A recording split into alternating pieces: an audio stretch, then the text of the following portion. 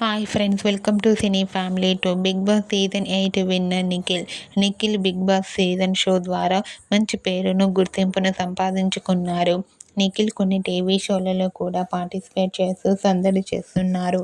Nikhil new album song షూటింగ్లలో కూడా పాల్గొంటూ బిజీగా లైఫ్ని ఎంజాయ్ చేస్తున్నారు.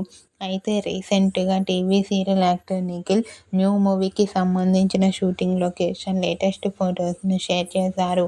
ఆ ఫొటోస్లో నిఖిల్ న్యూ లుక్లో షూటింగ్లో పాల్గొంటూ బిజీగా కనిపించారు.